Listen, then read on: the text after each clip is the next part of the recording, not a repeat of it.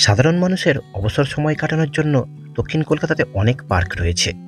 তবে এই সমস্ত পার্কের মধ্যে গঙ্গা তীরে শান্তশিষ্ট পরিবেশে অবস্থিত মিলেনিয়াম পার্ক বেশ জনপ্রিয়।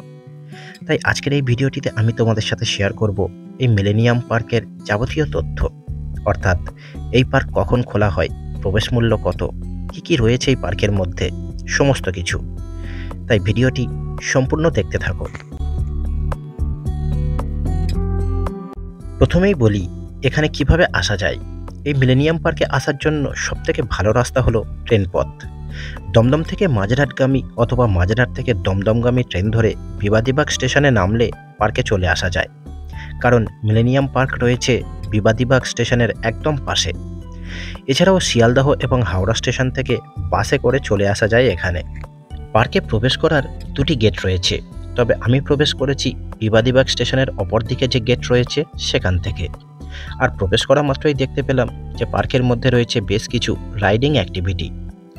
তবে সিকিউরিটি গার্ডের কাছে জানতে পারলাম এই অ্যাক্টিভিটিগুলো লাস্ট 2 বছর ধরে এরকমভাবেই পড়ে রয়েছে।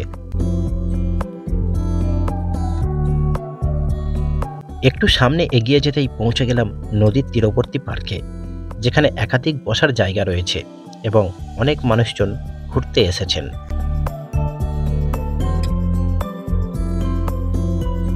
জায়গাটি বেশ পরিষ্কার পরিচ্ছন্ন। সমস্ত পার্ক জুড়ে রয়েছে বিভিন্ন গাছ, আর গাছের নিচে রয়েছে বসে আড্ডা দেওয়ার জায়গা।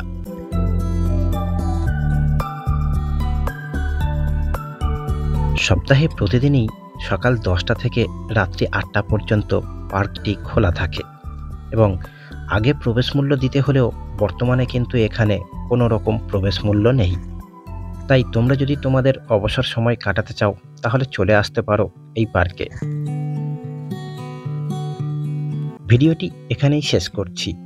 দেখা হচ্ছে পরবর্তী ভিডিওতে। সবাই ভালো থেকো, সুস্থ থেকো। টাটা।